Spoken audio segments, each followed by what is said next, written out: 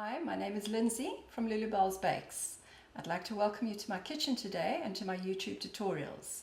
Today I'm going to be showing you how to do some really stunning little cupcake toppers for Christmas, and I'm using Fondant Solutions molds, Onlay mats and the Resemble It molds. And what you're going to need some sugar paste, you're going to need some CMC powder, a little bag with corn flour, and this is just a little clean cloth that I've got here with about a tablespoon of corn flour in it, and I put an elastic band round, and this is just to pat your molds with so that the sugar paste doesn't stick. You're going to need your palette knives, you're going to need bore tools, a water pen you can get from your local art shops. It just has water in it and it's got a little brush on the end, and this is what I use to stick my sugar paste to sugar paste. You can also use petal glue, but I prefer to use the water. You need a little nylon rolling pin, and you're also going to need a damp cloth which you're going to use to wipe your palette tools with after each use, because if you've got sugar paste on the back it's going to stick. I'm also using a small nozzle for cutting holes in. You'll see when I use that. It's on my little labels, the Merry Christmas labels. And we need to have a little hole that we can thread through some sugar paste string. And I've got a little cutout here. It's called a splat, but I'm going to use it on a dome topper, and I'm going to show you how to make your dome toppers as well.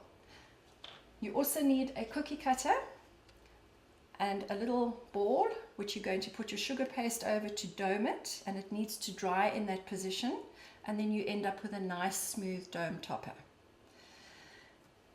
Right, lastly I've got my extruder. This is a clay extruder which you can buy from any of the craft shops. It comes with a number of little washers that go at the bottom here. You get a lot of different shapes from it, but today I'm going to be showing you how to do your string for your gift tags. Right, today I'm going to be using Sugar and Crafts Premium RTR to make my toppers, and I'm going to be using the chocolate brown and the green and the red. When you take out the icing out of the tubs, it's incredibly hard and difficult to work with, but all you need to do is you slice it. I'm not going to slice a whole lot because I don't need too much. Can you see how easy that knife goes through? Then I'm going to put this back in the tub, and I'm going to put it in an airtight container wrapped in plastic, because otherwise your icing is going to dry out and then it's going to go crystally and into lumps. You can't use it then. Right, all I'm going to do is I'm going to dice it.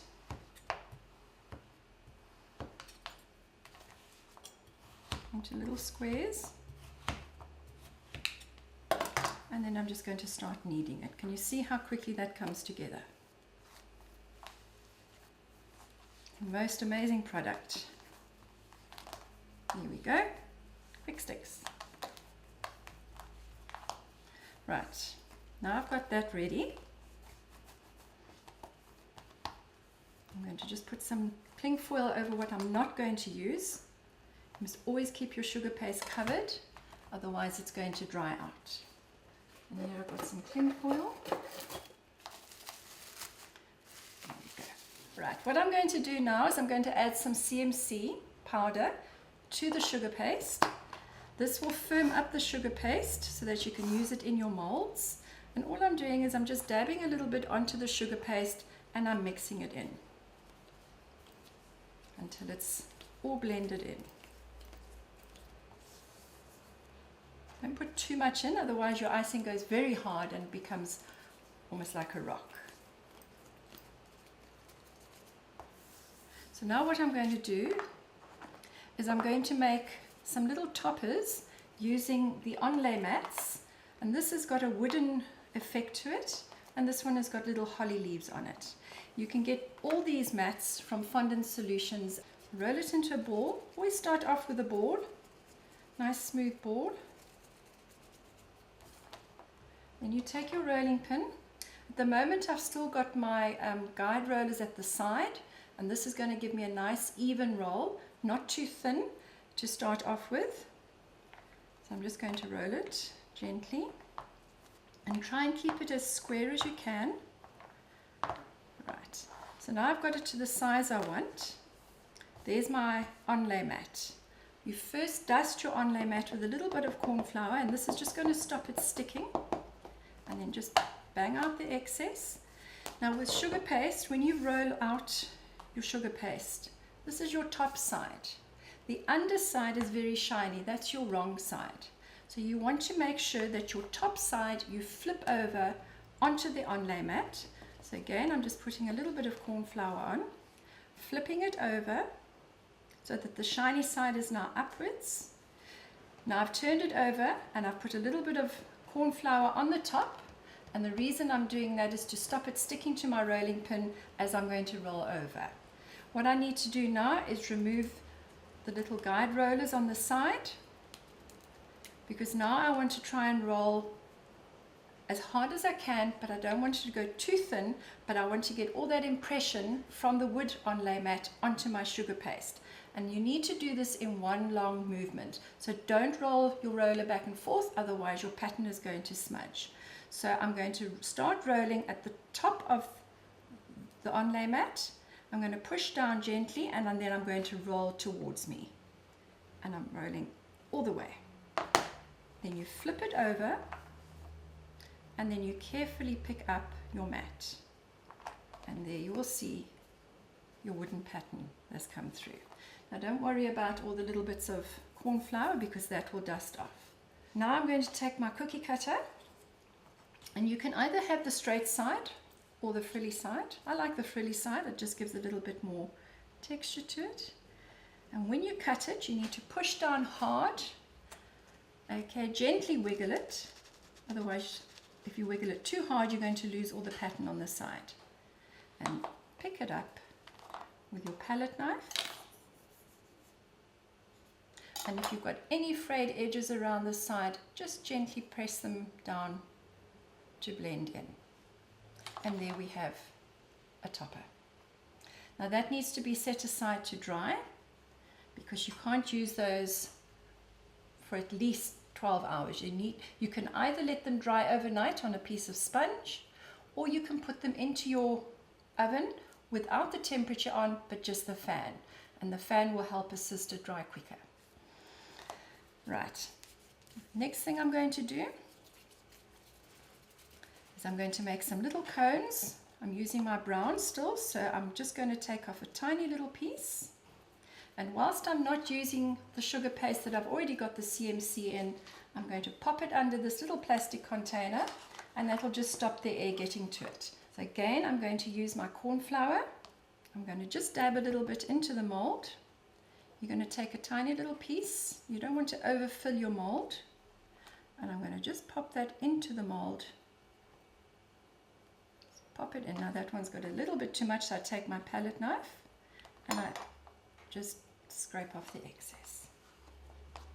To get them out, you can just squeeze them out. There we go. And there we have two tiny little pine cones.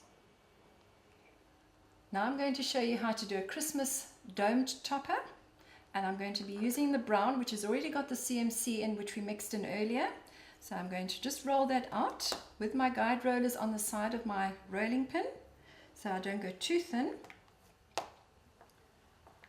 Rolling it out. I'm going to be using this cookie cutter, which is slightly bigger than the previous one where we did the flat toppers. And again, I'm just going to place it onto my icing, push it down hard, and just wiggle it slightly so that it comes away from the edge of the icing. Again, we take in the little ball. These are nice spongy balls, so they're nice and easy to work with. You take your corn flour, pat that on the ball just slightly. Take your palette knife, lift up your topper. Careful you don't damage the shape of it. Little bit of corn flour over the top. Cup your hand around it to keep it nice and smooth. And just gently smooth down all those areas that are still sticking up. Right, now I'm going to use a little bit of white sugar paste. It's already got CMC mixed into it. Just going to roll that into a ball I'm going to flatten it with my rolling pin. Now I don't want this too thick, so I'm going to take off the side rollers, the purple ones, which are the thicker ones. And I'm going to take my cutter, my splat cutter. If you haven't got a splat cutter, you can use a flower shaped cutter. It depends on what design you want on top of your Christmas pudding. Again, nice firm push down, gentle wiggle. Lift up your icing. Remember to put it back under the cover so it doesn't dry.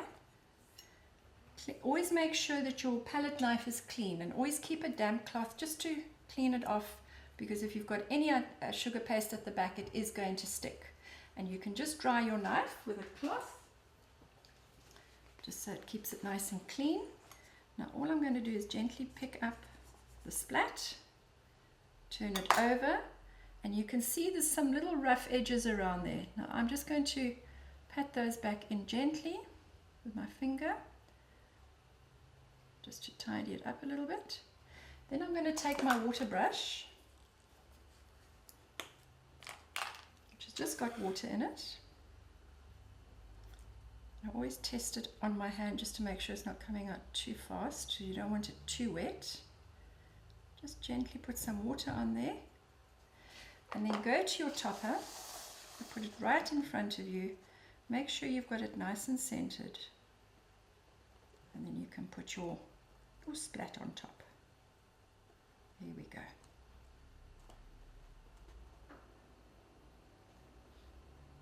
Right, now I'm going to show you how to do the Merry Christmas tag, and this is an Assemble It mold from Fondant Solutions. Nice and easy to use. Just take a little bit of corn flour, red, that we've already got with the CMC in it, nice and firm. Just roll it out nice and smooth. If you have any cracks in the icing, when you put it into the mold, you're going to have cracks showing through. So you always want to start off with a nice smooth round ball. And then you just gradually ease it in to all the edges.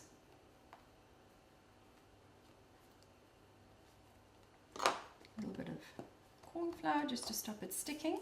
Clean palette knife, and then you're just going to take off the excess. All the corners nice and neat. Make sure it doesn't come up over the top, otherwise you're going to have rough edges. All I do now is I'm going to turn it over and just push hard so that the Merry Christmas will emboss nicely on it. And then I'm going to ease it out the mold. And there we have your tag. But now what I want to do is I actually want to cut a hole in it. So I'm taking my nozzle with a very small little hole at the end, and this I'm going to cut through the sugar paste to make a hole for the string to go through.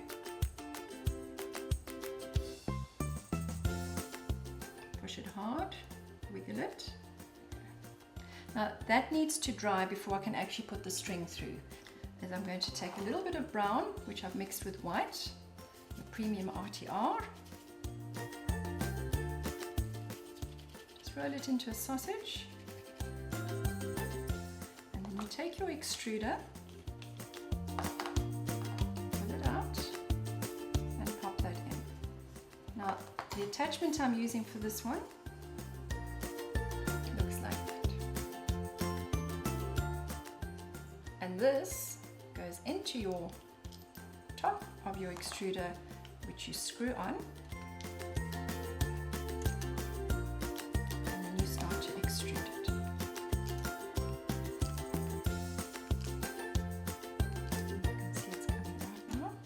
Don't pump it too quickly, because if you pump it too quickly, you're going to get ridges as you're going down. Best is to pump it and let it stretch. Pump it and let it stretch. That's about where I want it. Put it down. This is where the trick comes in. Take your both hands and in opposite directions, twist it and twist it.